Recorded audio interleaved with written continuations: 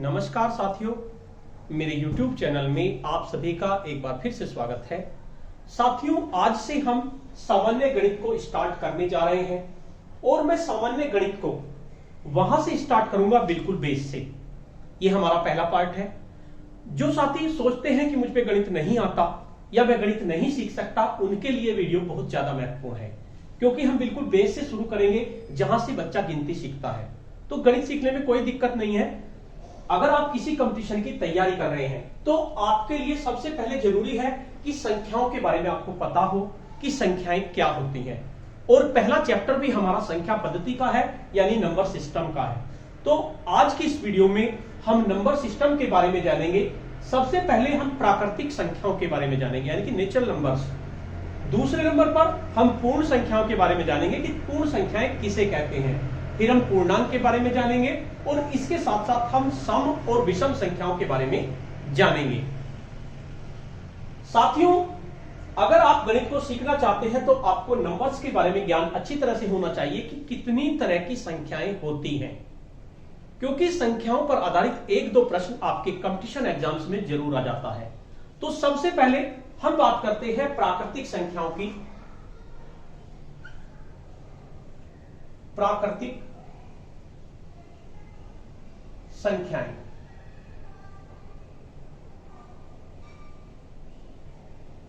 यानी इनको हम नेचुरल नंबर्स भी कहते हैं।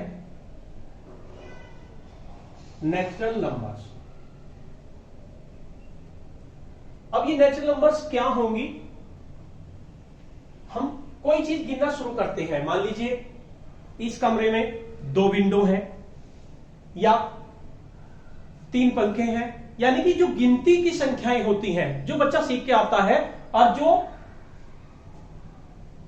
गिनने के यूज होती है, यानी कि हम किसी भी चीज को गिन रहे हैं, 4 चीजें हैं, 5 चीजें हैं, तो गिनती की संख्याओं को प्राकृतिक संख्याएं कहते हैं, यानी कि नेचुरल संख्याएं, नंबर्स कहेंगे।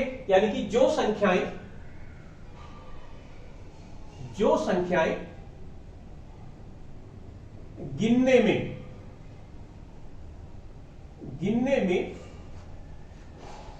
प्रयोग की जाती है, उन्हें हम प्राकृतिक संख्याएं कहेंगे। जैसे 1, 2, 3, 4, 5, 6 एंड सो ऑन। यानी कि हमने गिनने में शुरू किया, 1 से शुरू करते हैं हम।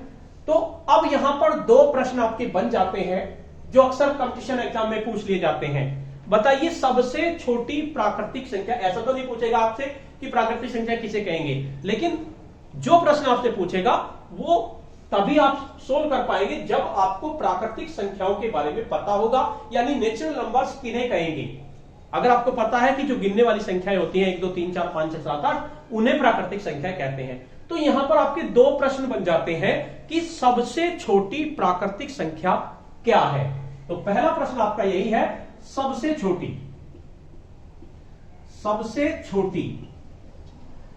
प्राकृतिक संख्या, यानी सबसे छोटी जो नेचुरल नंबर है आपका, वो क्या है।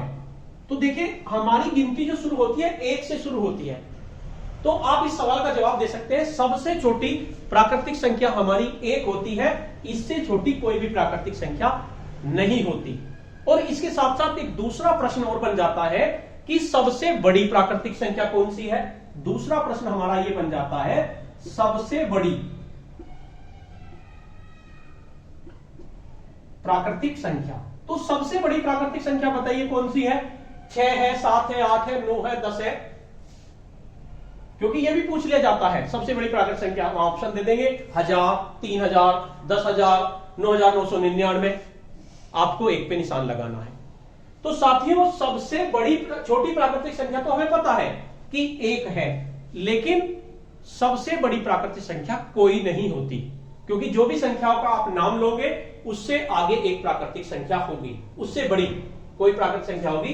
तो इसका आंसर यही होगा, कोई नहीं। सबसे छोटी प्राकृतिक संख्या हमारी 1 हुई, यानी नेचुरल नंबर, और सबसे बड़ी प्राकृतिक संख्या हमारी कोई भी नहीं हुई। अब जब प्राकृतिक संख्या हमें पता चल गया, तो इसके साथ साथ हमें 2 बात और पता होनी चाहिए। ऐसा भी एक सवाल आ जाता है जब ज्यादा इजी पेपर होता है, ये सवाल तब आते हैं अब देखिए एक सवाल और आ जाता है कि पूर्ववर्ती प्राकृतिक संख्या, पूर्ववर्ती और अनुवर्ती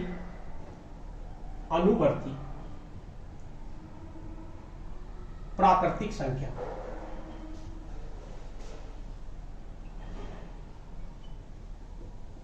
यानी आपको कोई संख्या दे दी, मान लीजिए आपको एक संख्या दे दी 75 की पूर्ववर्ती प्राकृतिक संख्या बताओ। हालांकि 75 आपका नहीं आता, आपका इस तरह का आता थोड़ा सा घुमाने वाला प्रश्न। तो पूर्ववर्ती का मतलब 75 से पहले कौन सी आएगी, तो आप बता देंगे 74 आएगी। इसी तरह से 75 से पहले यानी पूर्ववर्ती 7 प्राकृतिक संख्या, यानी किसी प्राकृतिक संख्या से पहले जो प्राकृतिक संख्या आएगी वो उस संख्या की पूर्ववर्ती प्राकृतिक संख्या होगी। जैसे 75 की पहले इसमें से एक घटा देंगे, 75 में से एक, ये आ गई हमारी 74। यानी किसी भी प्राकृतिक संख्या से अगर जो संख्या पहले आ रही है गिनने में, तो उसे उसकी पूर्ववर्ती प्राकृतिक संख्या कहेंगे। इसी तरह से अनुवर्ती प्राकृतिक संख्या, यानी किसी प्राकृतिक संख्या के बाद में कौन सी संख्या आ रही है, यानी 75 में हम एक जोड़ दो तो आ जाएगा आपका 76। तो इस तरह का सवाल आपका आता है। 75 नहीं पूछेगा क्योंकि 75 का तो आप बता दोगे 74। तो उसमें किस तरह पूछते हैं, बताइए एक 10,000 की पूर्ववर्ती प्राकृतिक संख्या। तो 10,000 में 1,000 एक घटा के कितना आ जाएगा, 9,999। या फिर पूछेंगे बताओ 999 की अनुवर्ती प्राकृतिक संख्या, तो 999 में एक जोड़ दो तो कितनी हो जाएगी, 1,000। तो प्राकृतिक संख्या के साथ साथ हमें यह भी पता होना चाहिए पूर्ववर्ती प्राकृतिक संख्या किसे कहेंगे और अनुवर्ती प्राकृतिक संख्या किसे कहेंगे। तो यह बात हुई हमारी प्राकृतिक संख्याओं की। अब बात करते हैं पूर्ण संख्याएं। अब जब हमें प्राकृतिक संख्याओं का पता है, अब हम बच्चों को शून्य की अवधारणा बताते हैं कि शून्य क्या होती है। कि अगर कुछ भी ना हमारे पास रहे, हमारे पास कोई 3 चीज थी, हमने किसी को 1 दे दी, 2 बची, फिर 1 दे दी, 1 बची, फिर 1 दे दी तो कुछ भी नहीं बचा, तो यानी कि हमारे पास कुछ नहीं का मतलब 0। तो ये हमारे बच्चों को समझाने की बात है। हालांकि कंपटीशन के मतलब की बात ये आपकी नहीं है, लेकिन शुरुआत कर रहे हैं तो इसलिए थोड़ा सा बताना जरूरी है। अब आती है बात पूर्ण संख्या की। पूर्ण संख्या, आपको केवल यही याद करना है कि पूर्ण संख्या किसे कहेंगे, प्राकृतिक संख्या किसे कहेंगे। हमारी प्राकृतिक संख्या थी 1 2 3 4 5 डैश डैश डैश। ये हमारी पूरी नहीं है, इसमें कोई कमी है। अब इस कमी को पूरी कैसे करें, इसमें एक 0 नहीं है, अगर 0 होती तो बढ़िया रहता। तो इसमें अगर 0 को भी सम्मिलित कर लिया जाए, प्राकृतिक संख्याओं में अगर 0 को भी सम्मिलित कर लिया जाए तो संख्याएं हमारी पूर्ण हो जाती हैं, तो इन्हें पूर्ण संख्या कहेंगे। तो इसकी डेफिनेशन हमारी क्या होगी, प्राकृतिक संख्याओं, प्राकृतिक संख्या तो आपको पता ही है कौन कौन सी है, 1 2 3 4 5 डैश डैश डैश में शून्य को भी शामिल कर लिया जाए, को भी शामिल करने पर बनी संख्याओं को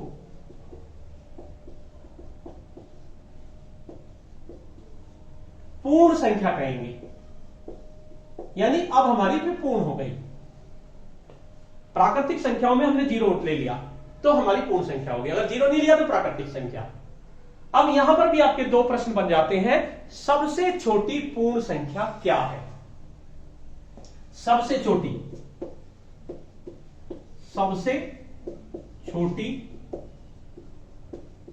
पूर्ण संख्या। तो सबसे छोटी पूर्ण संख्या हमारी क्या होगी, 0। वहां पर सबसे छोटी प्राकृतिक संख्या हमारी 1 थी, सबसे छोटी पूर्ण संख्या हमारी 0 होती है, क्योंकि 0 सबसे पहले आ रही है। और सबसे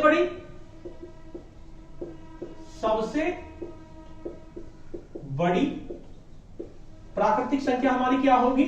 कोई नहीं। यानी सबसे बड़ी प्राकृतिक संख्या हमारी कोई नहीं होगी, यानी उससे बड़ी कोई ना कोई होगी। तो ये हो गई हमारी पूर्ण संख्या की अवधारणा कि पूर्ण संख्या इसे कहेंगे। ये आपको पता होना चाहिए प्राकृतिक संख्या किसे कहते हैं, पूर्ण संख्या किसे कहते हैं, और सबसे छोटी और सबसे बड़ी का आपको पता होना चाहिए। इतना ही काफी है हमारी प्रतियोगिता परीक्षा की तैयारी के लिए। अब बात करते हैं पूर्णांक की। पूर्णांक यानी जो आपकी पूर्ण संख्या है, इन्हें इंग्लिश में हम होल नंबर्स कहते हैं। जो लोग इंग्लिश ज्यादा समझते हैं वे समझ जाएंगे होल नंबर्स। प्राकृतिक संख्याओं को n से डिनोट करते हैं, यानी नेचुरल नंबर n, और पूर्ण संख्याओं को w से डिनोट करेंगे, यानी कि होल नंबर। अब बात करते हैं तीसरी हमारी संख्या है पूर्णांक। पूर्णांक क्या है? अब समस्या एक आती है, देखो हर चीज का उल्टा होता है, रात का दिन होता है, सुबह का शाम होता है। इसी तरह से मान लीजिए आप यहां पे खड़े हुए हैं, ये आपकी एक सीढ़ी है, इस तरह से आपकी ये सीढ़ी है, या आपकी एक लिफ्ट, एक वो है, कोई बिल्डिंग है, इसमें मंजिल बनी हुई है, 1 मंजिल, 2 मंजिल, 3 मंजिल, ये आपका भूतल हो गया, और इसमें नीचे बन रही, ये भूतल हो गया हमारा। तो भूतल से ऊपर को चलेंगे, ये 1 मंजिल है, और भूतल से नीचे चलेंगे, ये भी 1 मंजिल है। ये भूतल से ऊपर चलेंगे तो हमारी 2 मंजिल है, और ये भी 2 मंजिल है। अब दोनों में अंतर कैसे करें? मान लीजिए कहीं का टेम्परेचर है, मान लीजिए राजस्थान का टेम्परेचर है 32 डिग्री, और आपका लेह लद्दाख का टेम्परेचर है 32 डिग्री। ये बहुत ठंडा है, ये बहुत गर्म है दोनों 32। तो इनमें डिफरेंस कैसे करेंगे? यानी हर प्राकृतिक संख्या की एक अपोजिट प्राकृतिक संख्या होती है, जैसे, और जिन्हें प्लस और माइनस के निशान से दिखाते हैं। जैसे ये प्लस का 1 है और ये माइनस का 1 है, ये प्लस का 2 है, ये माइनस का 2 है। मान लीजिए हम आगे बढ़ रहे हैं, 2 कदम आगे बढ़े तो हमने +2 लिख दिया। मान लीजिए 2 कदम पीछे बढ़े तो हमने -2 लिख दिया। यानी प्रत्येक प्राकृतिक संख्या की एक ऋणात्मक प्राकृतिक संख्या होती है। तो इसी से पूर्णांक की अवधारणा विकसित हुई कि पूर्णांक की हमें जरूरत पड़ेगी। मान लीजिए हमें सीढ़ी पर चढ़ने हैं तो +3, और मान लीजिए यहां पहले हम यहां थे, यहां से हम नीचे उतरे तो -3। ऊपर चढ़ रहे हैं यानी पहाड़ों पे चढ़ रहे हैं, प्लस का हो गया, समुद्र के अंदर जा रहे हैं तो माइनस का हो गया। यानी कि प्रत्येक प्राकृतिक संख्या की एक ऋणात्मक प्राकृतिक संख्या होती है। तो जो प्राकृतिक संख्या होते हैं उन्हें धनात्मक पूर्णांक भी कहते हैं। जैसे प्राकृतिक संख्या थी, आपकी प्राकृतिक संख्या थी 1 2 3 4 5 6, और ये 0 आ गई। तो प्रत्येक प्राकृतिक संख्या की ये जमा की है सारी, इनके आगे जमा भी लगा देंगे तो भी कोई फर्क नहीं पड़ेगा, और नहीं लगानेंगे तो भी कोई फर्क नहीं पड़ेगा। अगर किसी संख्या के सामने कोई निशान नहीं है तो सीधी सी बात है, आपको ये समझना है उसके सामने प्लस का निशान है। अगर नहीं है, अगर है तो अलग बात है, अगर नहीं है तो इसका मतलब उसके नाम प्लस का निशान है। अब ये देखिए, ये -1, ये -2, ये -3, ये -4, ये इनकी ऋणात्मक संख्या होगी, तो इन्हें तो कहेंगे ऋण पूर्णांक, ऋण पूर्णांक, और इन्हें कहेंगे धन पूर्णांक, और ये आपका 0 है। यानी ऋण पूर्णांक, धन पूर्णांक, ऋण पूर्णांक +0 और धन पूर्णांक, प्लस मैंने वैसे ही लगा दिया, इनके समुच्चय को, ऋण पूर्णांक 0 और धन पूर्णांक के समुच्चय को आप पूर्णांक कहेंगे। अब इसमें भी ऐसा ही आता है प्रश्न आपका, इसमें एक जगह कंफ्यूज होते हैं सबसे ज्यादा। कहां कंफ्यूज होते हैं? आपसे अगर किसी ने पूछ लिया बताओ 32 बड़ा या 35 बड़ा, तो आप आसानी से बता दोगे 32 छोटा है 35 बड़ा है, और बड़े की तरफ को यह निशान लगा दिया हमने। पूर्णांक में यही समझने की बात है, जिस संख्या के आगे नफी का निशान लग रहा है, देखिए अब ये देखिए ये 0 जमा 1 से छोटा है, लेकिन नफी 1 से बड़ा है, नफी 2 से भी बड़ा है, नफी 3 से भी बड़ा है। इधर को घटती चली जाएंगी, ये घटता क्रम है, घटता क्रम, और इधर को ये हमारा बढ़ता क्रम है। यानी कि अगर आपसे कोई पूछ ले कि बताइए नफी के 7 बड़ा या नफी के 3 बड़ा, तो यहां यह ध्यान रखना है उसके आगे नफी लग रहा है, जो संख्या नफी लग के जितनी बड़ी होगी वो उतनी छोटी होगी, ये आपको याद रखना है। यानी नफी 7 छोटा है, नफी 3 बड़ा है, क्योंकि ये नफी 3 आपका 0 के ज्यादा करीब है। यानी जो 0 के जितने ज्यादा करीब होगा वो उतना ही बड़ा होगा, और जो 0 से जितनी ज्यादा दूर होगा वो उतना ही छोटा होगा। इनकी बात कर रहा हूं मैं, ऋणात्मक वालों की, उनकी बात नहीं कर रहा। उनमें जो 0 के जितने पास होगा उतना छोटा, और 0 से जितनी दूर होगा वो उतना ही बड़ा। धनात्मक में इसका ऋणात्मक बिल्कुल इसका उल्टा होता है, तो 0 के जितने पास उतना ही बड़ा, और 0 से जितना ही दूर उतना ही छोटा। तो आपको अगर इस तरह की कोई बात आ जाती है कि बताइए 365, नफी के 365 और नफी के 25, कौन सी संख्या बड़ी, तो हमारी नफी के 25 बड़ी होगी, नफी के 365 नहीं। तो ये है हमारा पूर्णांक। जैसे ही ऐसे प्रश्न आएंगे पूर्णांक से रिलेटेड, तो आपको इनकी कंसेप्ट अच्छे से क्लियर हो जाएगा। अभी मैं शुरुआत कर रहा हूं, आपको संख्याओं के बारे में बता रहा हूं कि कितनी तरह की संख्याएं होती हैं। अभी हमारी 2-3 वीडियो में ये कवर होगी, एक वीडियो में ये हमारी कवर नहीं होगी, क्योंकि काफी बड़ी वीडियो हो जाएगी। अभी इसके बाद मैं आपको बताता हूं सम संख्याएं। सम संख्याएं, अब सम संख्याएं यानी इसे इंग्लिश में कहते हैं इवन नंबर्स। इवन नंबर्स, और दूसरी होती है हमारी विषम संख्या, यानी ओड नंबर्स।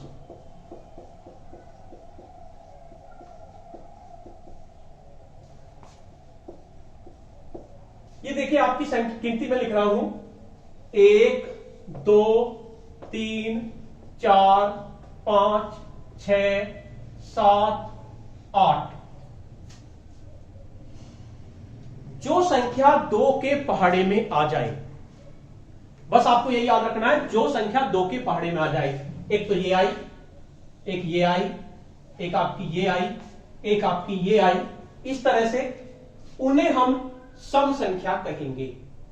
दूसरा, जो संख्या 2 के पहाड़े में ना आए, जैसे 1 3 5 7 9 11 13 20 के बाद 21 23 25, उन्हें हम विषम संख्या कहेंगे।